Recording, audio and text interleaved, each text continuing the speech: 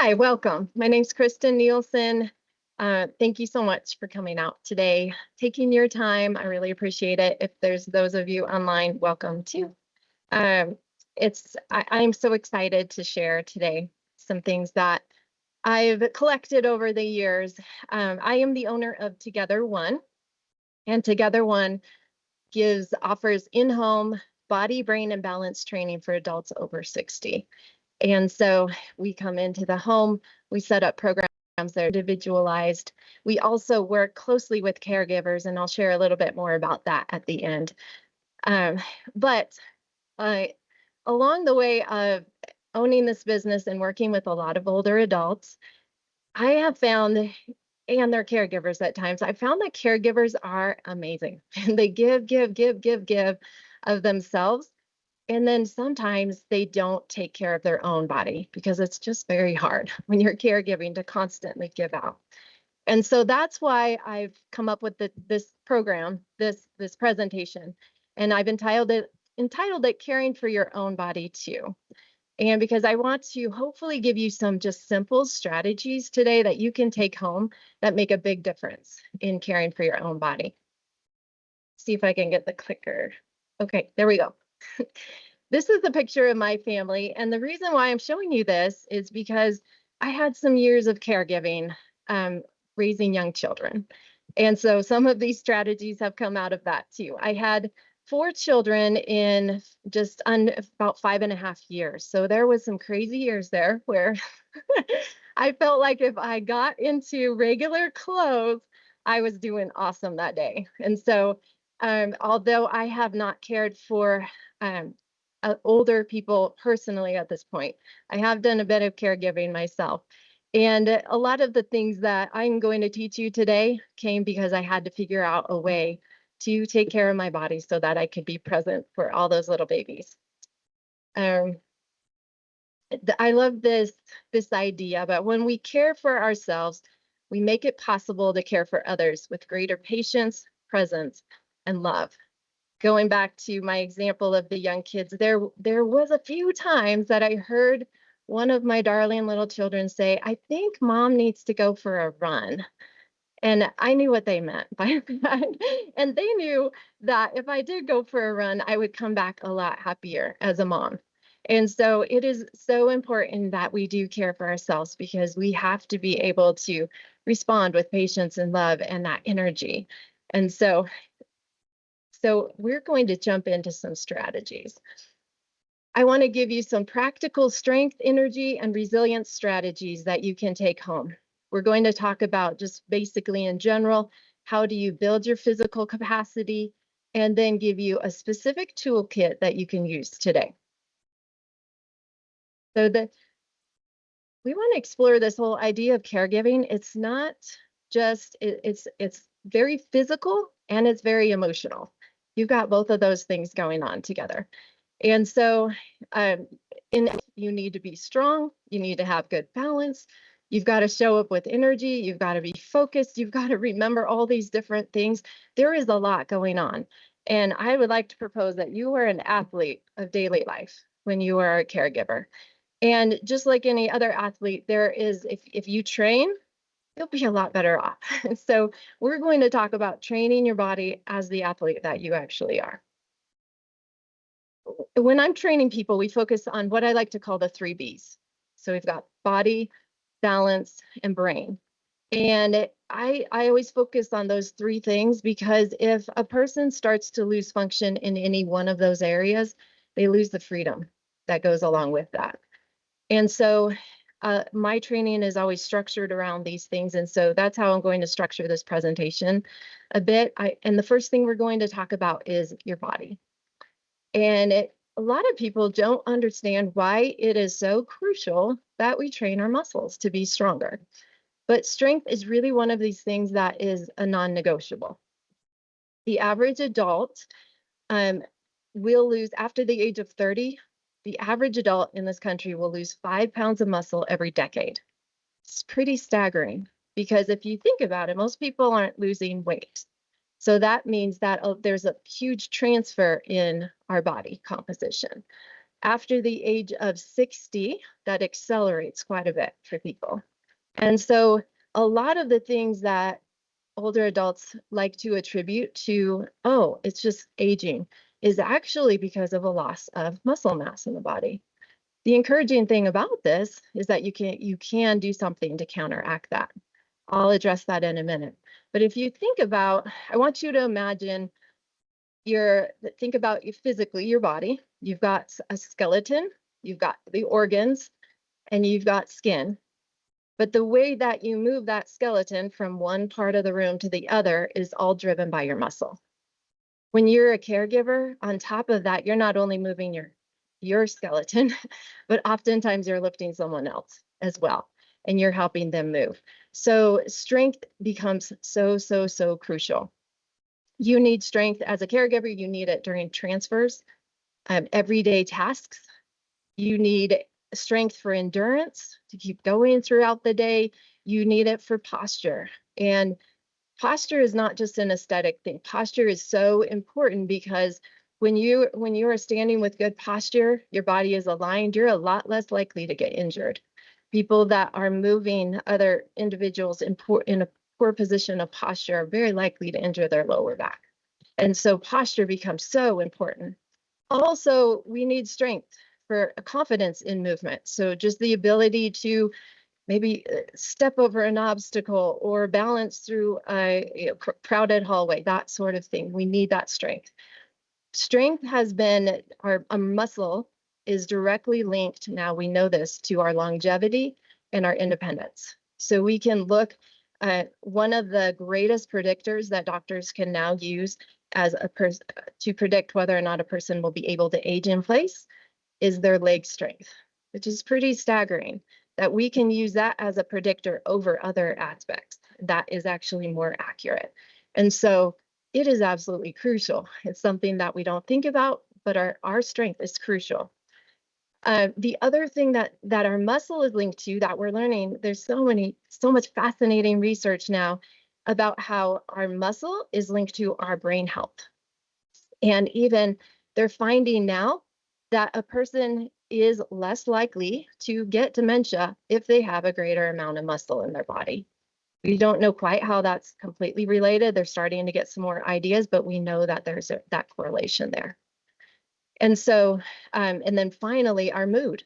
So a lot of studies have been shown on people that are active using their muscle, and they found that people that have a greater amount of muscle also generally have a higher mood or a better mood throughout the day.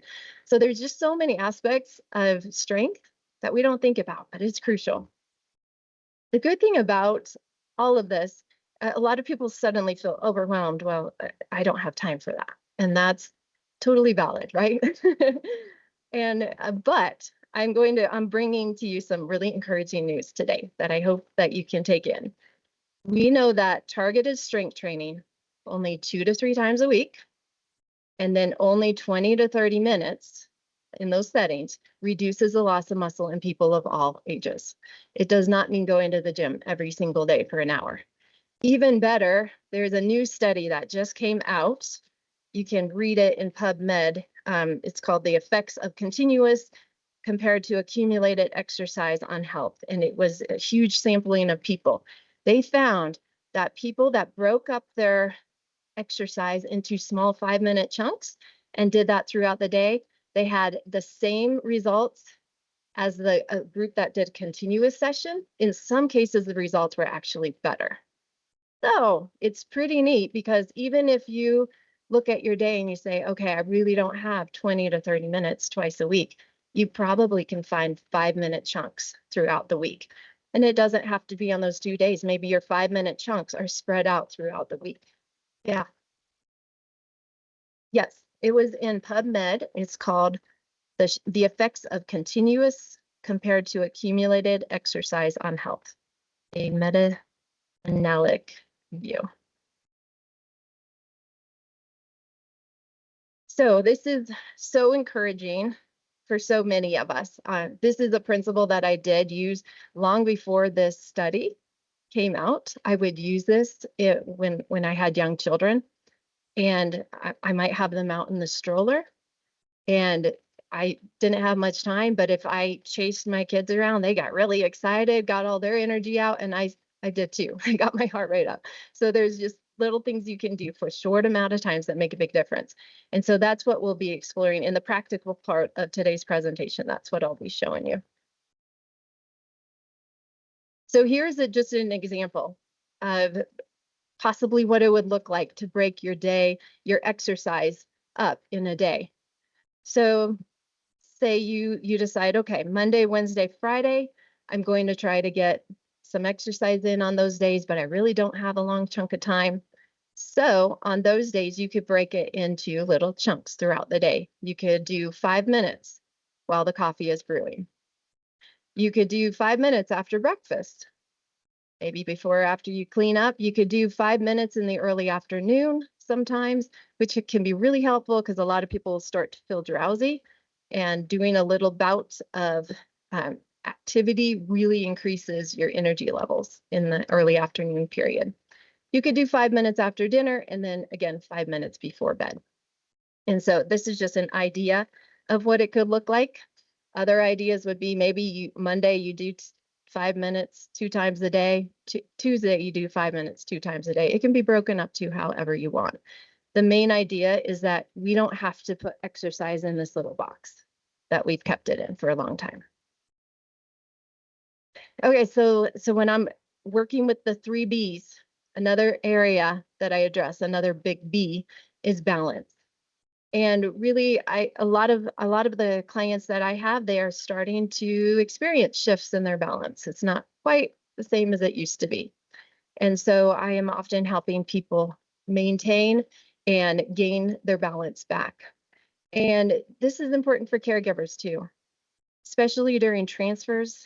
Anytime that you're helping someone else with their balance or navigate a tricky situation, your balance is probably going to be compromised. So working on your balance is super important at any age, but especially as we get older. And that's because some things start to change as we get older. And besides strength, which is crucial to our balance, there's some other things that play into balance. And one is our vision. Our vision informs our body.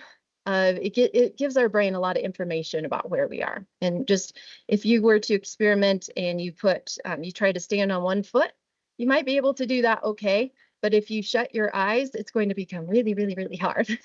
And so that just shows you that you're getting information through your eyes that are given to your brain to tell you how to stand in that situation.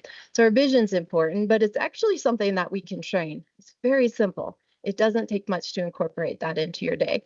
The other system that plays into balance is our vestibular system, or our inner ear. We start to experience some changes, some people more dramatically than others as we age.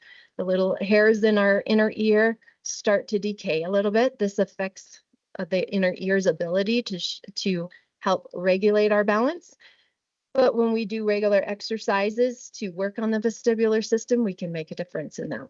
And then lastly is the somatosensory system. The somatosensory system is little proprioceptors in your muscles that show you where you are in relation to the ground. And so this is a system that we can work on by putting a demand on that system. And so I'll later on when I give you 5-minute chunk ideas for exercise sessions, I'll bring in some balance things. And I've intentionally given you one exercise in each of these areas that you can work on. So this doesn't have to be, it seems very simple. It's really not rocket science to work on each of these areas. But the key to remembering is that balance is actually a skill. It's not a trait. Lucy and I were talking about yoga class. I used to go to a class years ago, and I just thought, oh my goodness, I am so bad at balance. And that's just the thought I had. It was just like, I'm a person that has bad balance. I had no idea at that time in my life that I could do something about that. And so now that I've learned all these strategies and I practice it myself, by golly, I'm a lot better at that. So balance is something that you can actually train. When you see the tightrope walkers in the circus, they didn't start out that way. They had to train and train and train. And so we probably won't ever be at that level, but in the same way that they can train, we can train. And so I'll be giving you some specific things for that. And then the third B that I addressed is the brain. And I'm going to take this just a little bit broader for you guys as caregivers, because we're going to look at more of just the overall neurological picture as a caregiver. Caregiving is very fatiguing, and it's fatiguing in a neurological way, meaning it impacts your nervous system because of the stress that you're experiencing from different areas. You have energy depletion at a lot of times. You have just a lot going on that you have to think about and deal with. There's emotional things.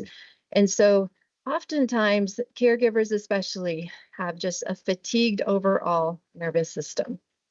And so there's some certain things though that you can do that help reset that throughout the day. I think that can be really effective. One of the first things is just being aware of it. So if you imagine this pressure, you have a pressure gauge here, and you think about throughout the day, it's not a bad idea to just kind of take an inventory of how your body's feeling and just think about how high is my pressure gauge right now. This awareness allows you to do something about it. So a lot of us will just keep letting the pressure get higher and higher and higher without realizing, and then suddenly we're exploding and we're so frustrated, or we say something that we regret because we just let that pressure gauge get a little too high. And so some things that you can do, if you can be aware of how you're feeling in that moment, taking a few seconds to reset that nervous system can be a very powerful tool. Basically our nervous system is broken into two parts, to where we have a part of us that reacts. It's called our flight and fight mechanism. When we're really stressed, our bodies are ready to fight. And so this is great if you're being chased by a lion and you have to get away really quick. It's not so great if we're just in everyday stress, because our body reacts at that high level. We have another system called our parasympathetic system. This is our rest and digest. This is where our brain's telling our body, it's okay, everything's fine.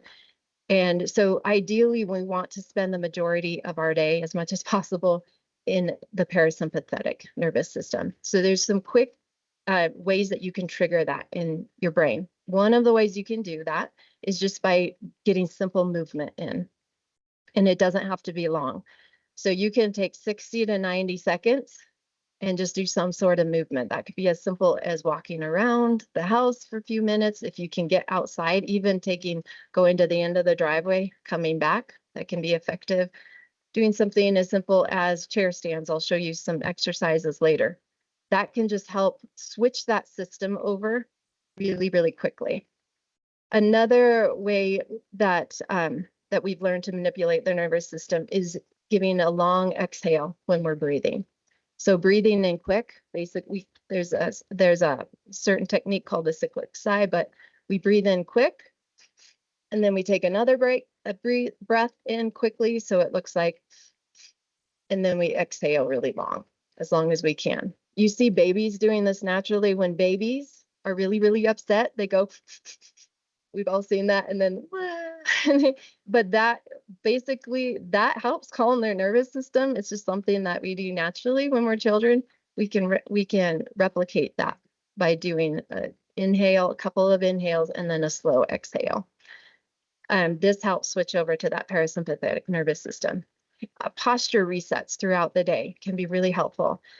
Our posture, I talked about that a little bit before. There's so many things that it plays into, but our posture can help set our mood.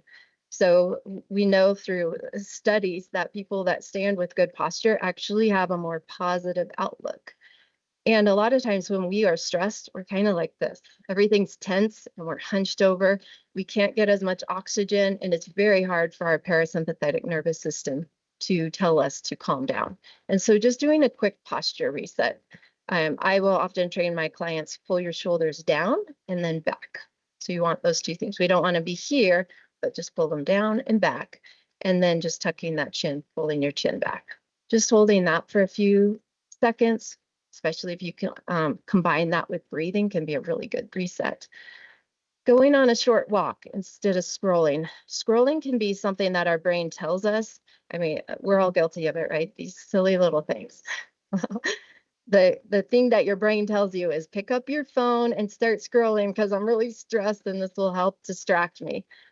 And it does help distract us, but a lot of times it only adds to that stress. And so instead of scrolling, and maybe even just before you scroll, take a little bit of a break, take a little walk instead. That will do a lot more to reset the nervous system. And then brain and body challenges. I won't have a lot of time to get into that today, but a fun part of what I do with clients is combining movement with a brain challenge, because we know that we grow a lot more neural pathways this way. But it can also be really helpful for calming the nervous system because it completely distracts you from what you're thinking about.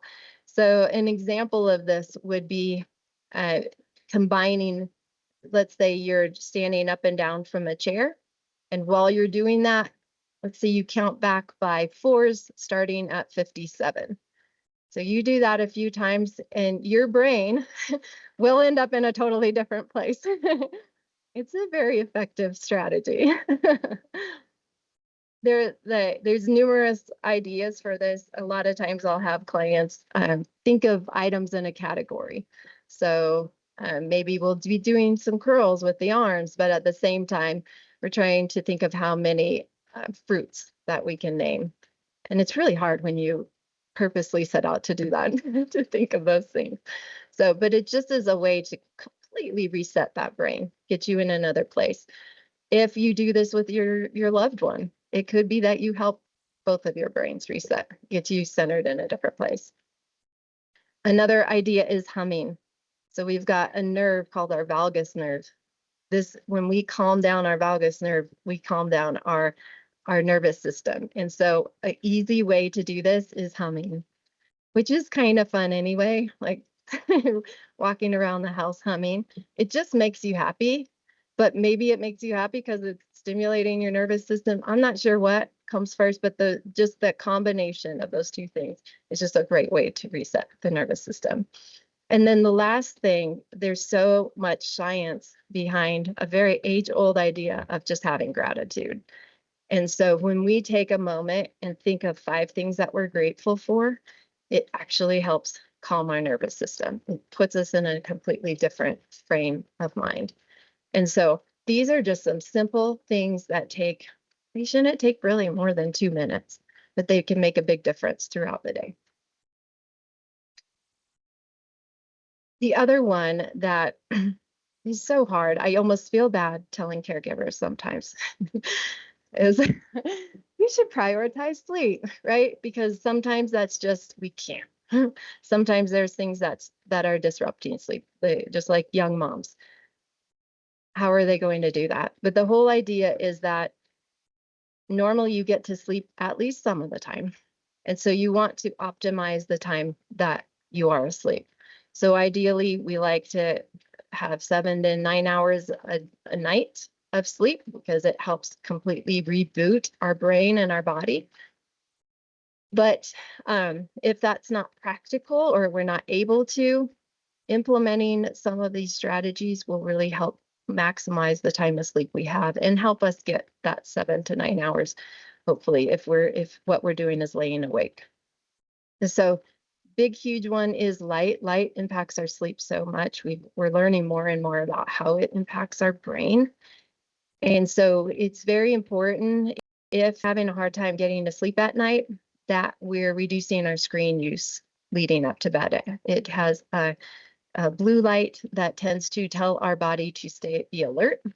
And so we can actually, on our computer, you can change the kind of light that's coming through your screen. That's what I personally do if I have to work late.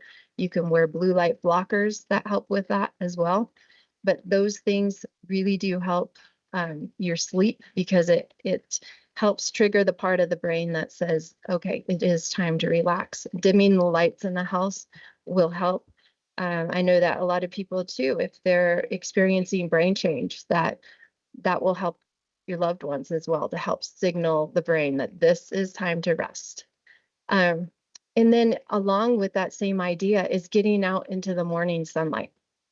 Actually going outside, even if it's for a couple of minutes, helps trigger our brain to realize it's morning, it's time to be awake. It helps set our circadian rhythms. So it's really important. When we used to, our culture now, we live so much of our life inside. And so we don't, our bodies were really set up to revolve around the sun and the lighting outside.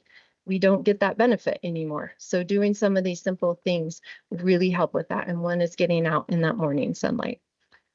Avoiding sugar and caffeine before bed is really helpful. I won't have so much time to go into the effects of sugar, but it has a lot of powerful effects in our body that are not positive. And so one of the things that it does is increasing our blood sugar level, which if we do that before bed, then we have a huge blood sugar rise and a crash, and we're kind of set up to have disturbed sleep throughout the night. And so avoiding sugar before bed is really helpful with that. It also helps us get into those deeper levels of sleep. Also caffeine. A lot of us know that caffeine keeps us awake. So, but it's just important to shut that down. I have to do it at like 1 in the afternoon. So some of us are more sensitive than others. Another just tip to use is keeping a journal for interrupting thoughts. As a caregiver, you have a million things you have to deal with, and probably you put your head on the pillow and then, oh shoot, I forgot to make that appointment, or I forgot to call this person.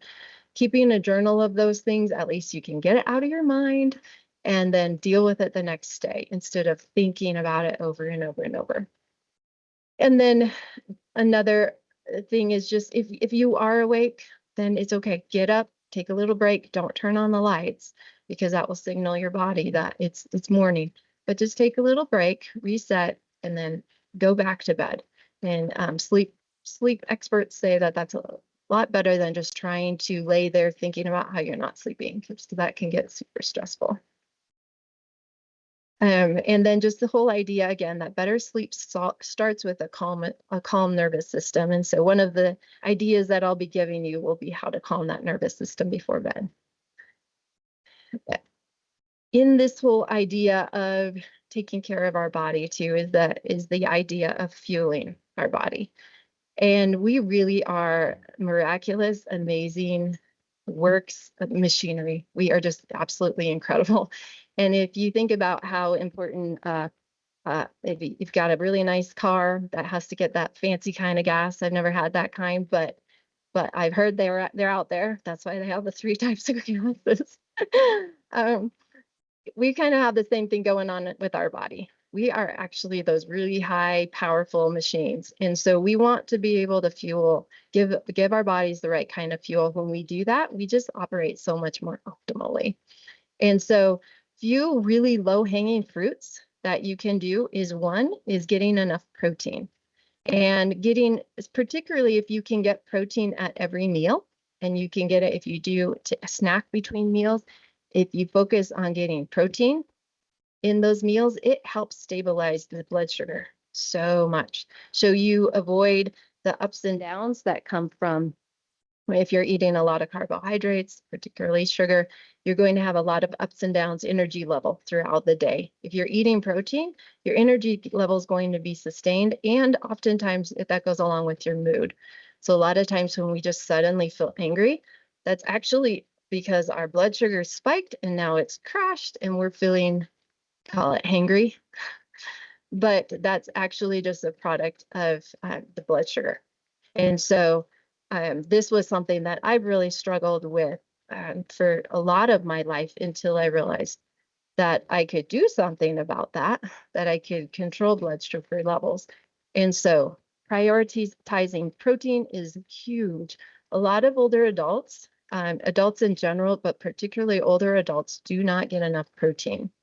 And the newest science that's coming out says everybody should have at least 100 grams a day, which is a lot.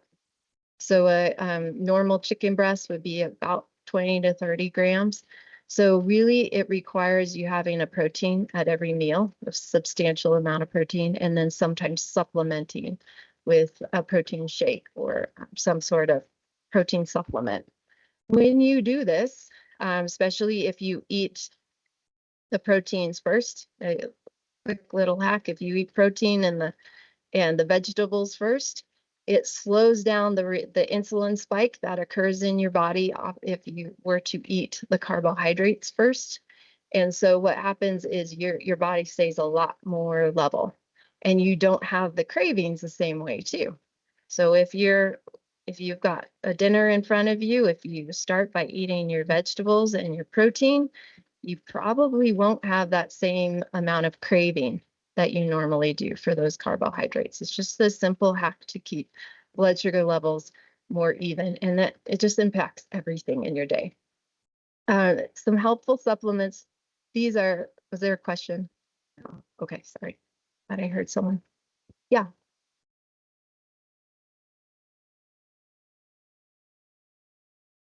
I would say any natural protein source is a great source of protein. There are some supplements that do include a lot of sugar, so I try to avoid those. Um,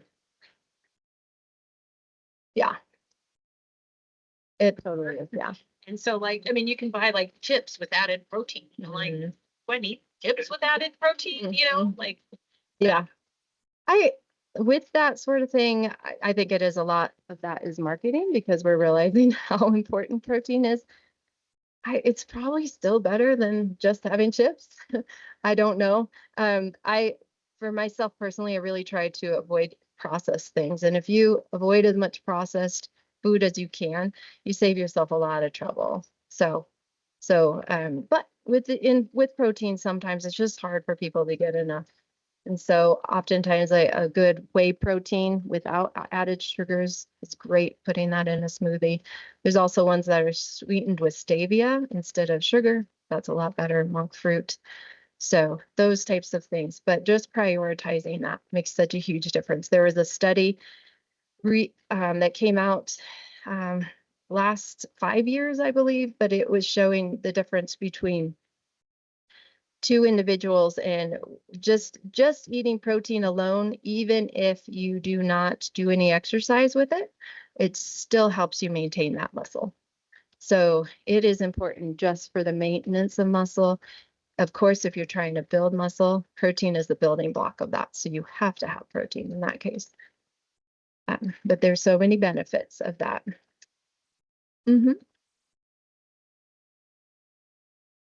Yeah. Yeah, I know. Yeah, always. Yeah. I mean, starting with salad is awesome.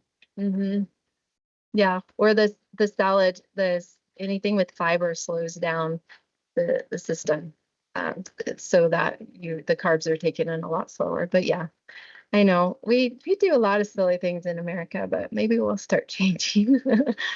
Um, so vitamin D is super important. Most adults in general, especially again with older adults, are deficient in vitamin D. Combining it with K2 is really important so that it gets absorbed. So even if you're just taking a D vitamin, but you're not getting those K vitamins as well, you want to combine those two. Getting out in the sunlight too is so important because it gives us vitamin D. The sun has been kind of demonized here for a while, but we're finding out more and more about how important sun exposure is, and it just makes us feel better. We naturally can feel it. Yeah. Mm.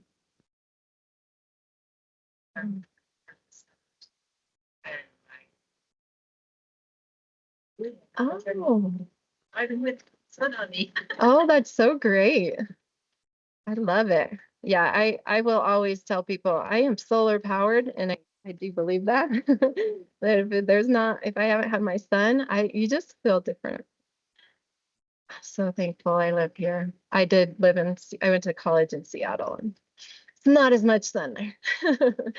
Um, Also, vitamin C, super important. Vitamin C helps with our recovery and our immune system. So that is crucial as we're caregiving, but just also to feel good overall. And then there's another supplement it's been around a long time. It's only finally now being talked about as much.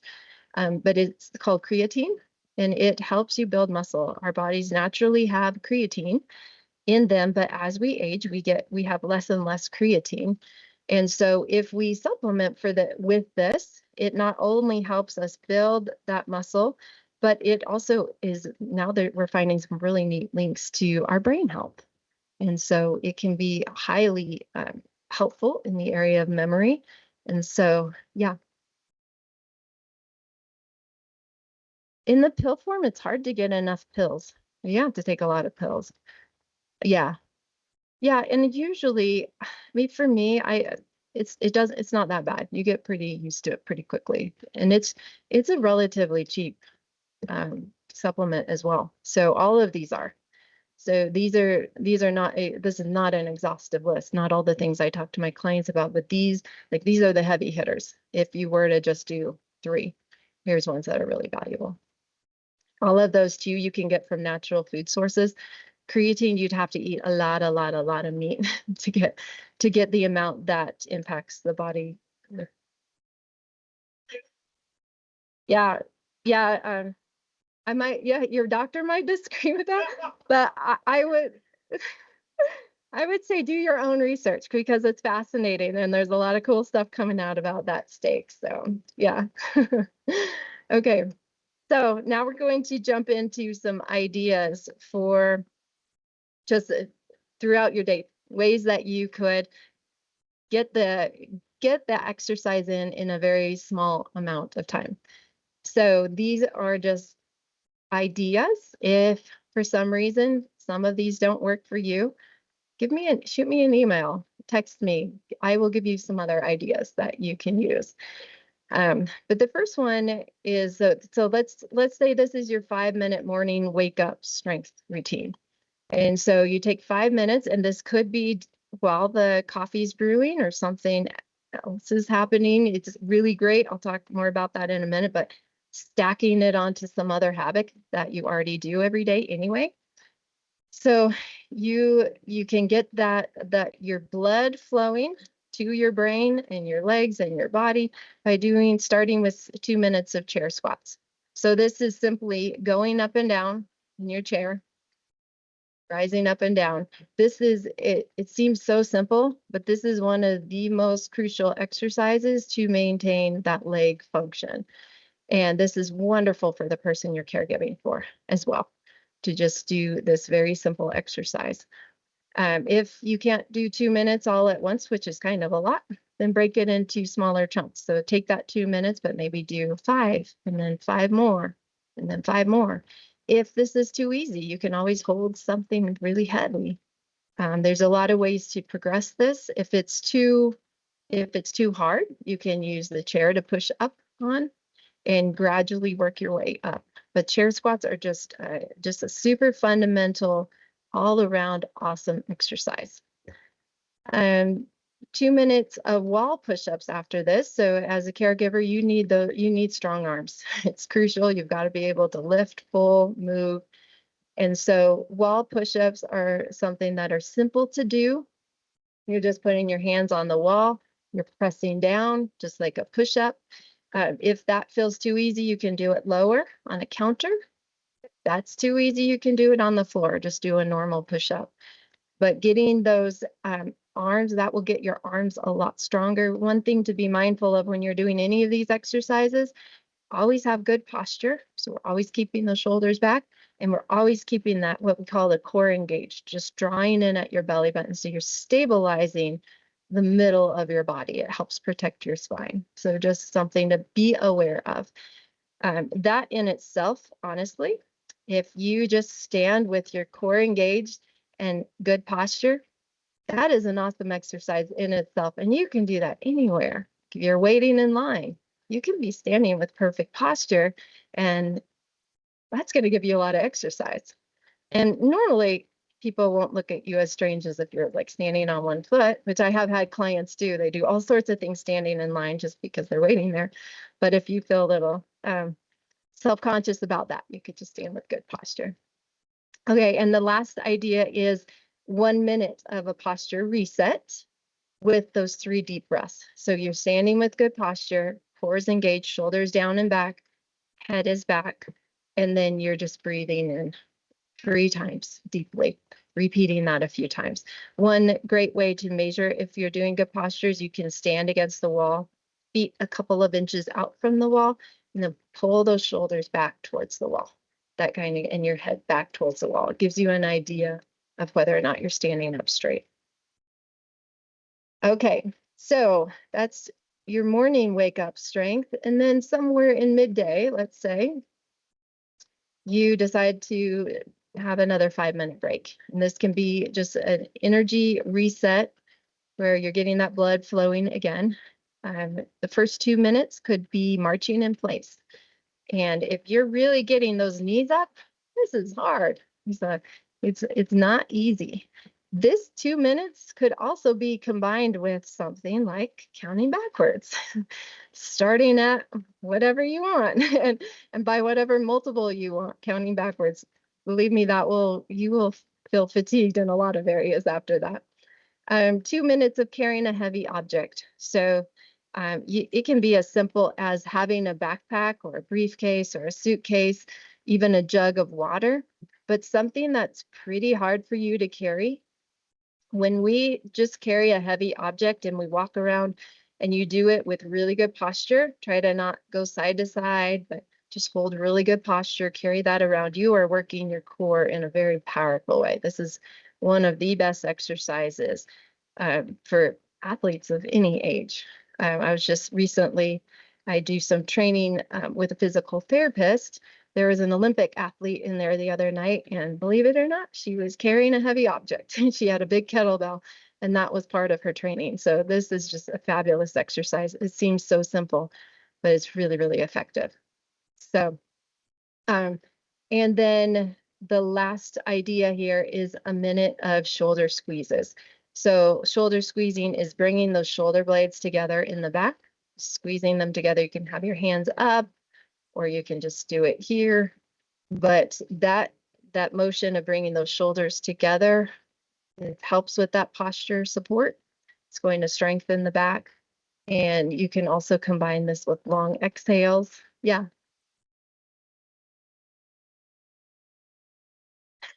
Love it. Mhm.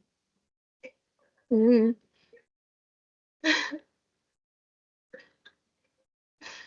It's so great. Yes, church is one of the best places to work out. I've been known to do that myself. I know. Yeah, or maybe you're just kind of casually standing on one foot while you're singing. I've been known to do these things. So if you're ever behind me at church. Um, Okay, so the benefits of this 5-minute midday energy reset would be just getting that energy up, you're working on that upper body strength, that endurance with the lower body, and then posture as well. Okay, so 5 minutes of an afternoon balance builder. So this one could be, and this is where I'm taking those 3 systems that I talked about before, our vestibular, visual, and our somatosensory, and giving you a specific exercise to do with each of these. So the first one is a 1-minute toe walk. So you're walking up on your toes. At the same time, you're moving your eyes from side to side. We call it saccades, but it's basically moving eyes side to side. You're picking 2 focal points, moving them as quickly as you can. This is something that our eyes naturally do to scan our environment. So training this for our eyes to be more precise with that movement and stable with that movement makes a big difference. For some people, if you're doing the eyes side to side, there's no way you're going to be able to walk on those toes at the same time. So any of these suggestions, you can break them up. It might be enough to just stand there and do the eyes. It might be enough to just do walking with the eyes. And so I'm giving you some suggestions to put all these 3 together, but please don't judge for yourself. And always be close to something for stability when you're doing these balance exercises. The next one is 2-minute single leg stand. And so standing on one leg is such a powerful exercise. This is working your somatosensory system. So it helps strengthen all those muscles in the leg. It also is helping you, your body learn to balance on a smaller base of support. And so with this one, you could do 1 minute on each leg, come beside a counter if this is difficult, so you have something to grab onto. Also, if you want to challenge it more, you could close those eyes. That makes it very, very challenging, but that would be a way that you could make that even harder. And then the last idea is 2 minutes of walking. But when you're doing this walk, you're going to turn your head from side to side. So it looks like this. You're moving your head very quickly side to side. This challenges the vestibular system. And so your body's having to figure out where you are constantly. That inner ear is having to work really hard. And so this can be enough for some people, even some of my clients that are really struggling with balance, even turning their head side to side while standing there can be a challenge. So just find, once again, whatever level you're at. If this seems super easy for you, then you can put one foot in front of the other as you try to do that. So like the sobriety test is basically, but try to combine that with the head movement and it'll be a real challenge. So these are just some ideas for that. This helps with fall prevention, your confidence in the movement, and then the ability to react quickly, which is super important that we maintain that ability. Here's an idea for a 5-minute evening strength builder. So we're going to go back to those chair squats because that's such a critical fundamental movement to continue to strengthen that. You will find too, as you start to do these on a regular basis, they're going to become a lot easier. So I was just with a client Tuesday, and she started out, could barely do a chair stand. On Tuesday, she was standing up and jumping, and it was the coolest thing. I was so excited, but just to see the progress that you can make, your muscles adapt to what the demand you put on them. So as you start to put more demand on those muscles, they will adapt and you'll get stronger. So more chair squats, a backpack row, and that's simply picking up that heavy object, and I'll demonstrate here, pulling it up, rowing it up. One of the important things you have to do with caregivers is that full motion, a lot of that. So strengthening that with something as simple as a backpack. If you have bands, any type of resistance bands, you can loop them around something and practice that full motion. That's super critical motion that we keep doing. And then you can take that same backpack and you can now lift it over your head. Overhead movement is the ability to lift weight over your head is really important. We see it on airplanes. We go on an airplane. A lot of people struggle with that, but it's a crucial thing that we maintain that ability. We have to be able to reach up and grab something. And a lot of times falls will happen when people are trying to do that motion because they just don't have the strength. And so doing this simple exercise will help you maintain that strength. And if you're using a backpack, you can always keep adding more things. So go get more rocks, whatever it takes. And then here's an idea for resetting that nervous system at night. The 1-minute chair lunge, putting your leg up on the chair, and then you're leaning into it. One of the reasons why this is such a great one is throughout the day, since we tend to do a lot of sitting, our hip flexors get really shortened. That can lead to back pain, a kind of cascading effect in the body. So stretching out those hip flexors is a great idea, just to keep your body moving well. And then 1 minute of a neck stretch, just gently stretching the neck, relaxing, breathing along with that. You're going to do 30 seconds on each side. And then finishing with 3 minutes of box breathing. And this is a really effective strategy. I didn't mention earlier, but the breathing exercises are so crucial because we're training our diaphragm. Our diaphragm is part of our inner core. So it helps stabilize our body. It also it affects our pelvic floor. So people with weakened pelvic floors oftentimes also have a weakened diaphragm. You work on your diaphragm and it's going to affect your entire core. So one great way to work on strengthening that is doing what's called box breathing. And that's simply breathing in for a count. Maybe it's 3 or 4. So you breathe in and then you hold for that same amount of time, hold for count of 3 or 4, and then exhale for 3 or 4. This is very powerful way to calm down the nervous system. It also it really helps with that diaphragmatic breathing. When you're breathing in, you actually want to envision, a lot of people do it opposite. They pull in their stomach when they breathe in.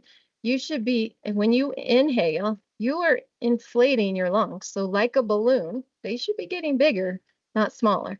So imagine yourself as you inhale, you're inflating a balloon. It's pressing out really in 3 directions. You're filling up that belly. And then when you exhale, that's when your belly goes down. When we watch infants, they breathe correctly. If you watch an infant that's sleeping, their belly will go up when they're breathing in and then it'll fall back down. That's diaphragmatic breathing. We lose that ability or we forget. Yeah. Mm, mm. That's a really good thought when we're not, yeah, up. Yeah. Hmm. Do you know what I mean? Like, I mean, the yoga teacher is always saying, don't forget to breathe. And like my Yeah. ballet teacher is always saying, don't forget to breathe. Like when we're so concentrated, we Yeah. totally forget to breathe. Like it's Yeah. a weird concept. And I feel like it should just be something that automatically happens. Right. It's bizarre that we have to think about Yes. how we're breathing, but Yes. Yeah. And it almost seems like something that is a waste of time to practice, but it is not. It is so important. The physical therapist that we do a lot of work together, he's always saying that's your foundational thing is your breathing and then everything else. So you get the breathing, working on that and it's a cascading effect in the body. So, so there's a sample of what one day of training might look like. And if you get to the end of the day, probably when you look back on the impact of your day, this probably didn't make a huge difference. You never had to go anywhere. You never had to wait for equipment at the gym, that sort of thing. But you're going to be feeling better. Guaranteed after doing these things, it affects everything in our body when we move.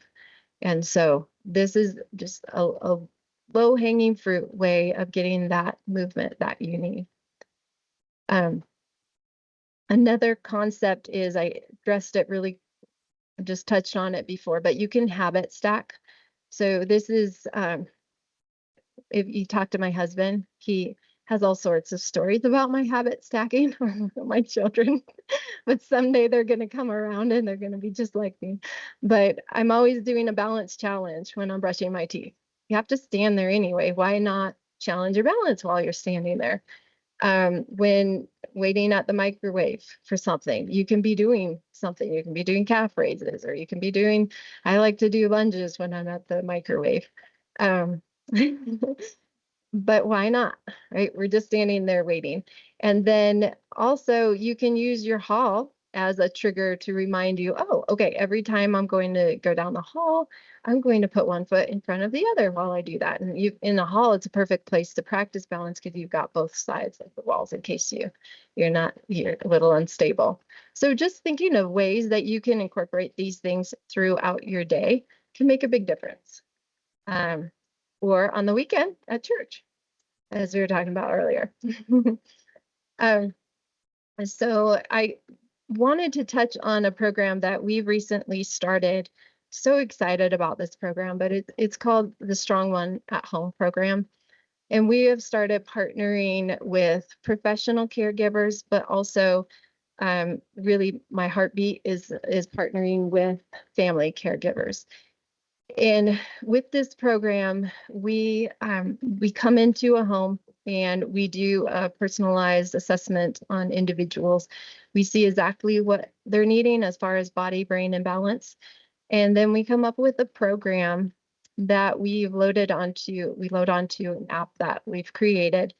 And the app it's super simple to navigate. only one time logging in, never again after that. It pops up literally with the screen that you see here. So every day it shows immediately what the activities for that day are. And the individual can see the video, they can listen to this description, there's a timer or there's always a target. The trainer on the other end can see exactly how much time that individual has done, how many reps they've done. They can message the trainer anytime through the app as well. It has a little satisfying ding when you click on the little right hand check mark.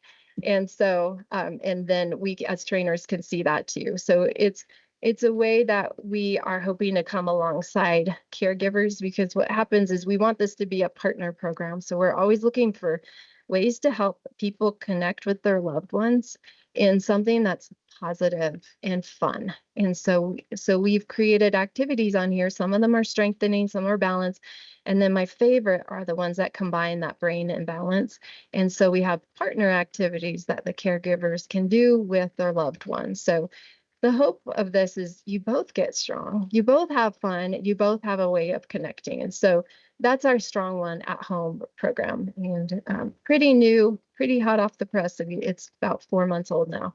And we're just now launching version 2 of our app next week, I believe, hopefully, if it's finished developed. So as far as contacting me, please reach out if you have. I'll take any questions if we have any time, but here now, but please don't hesitate to reach out with a question. I love to be able to talk ideas with people and answer any questions you have. So please reach out. I really appreciate, again, that you were here, and thanks for coming along on the journey today.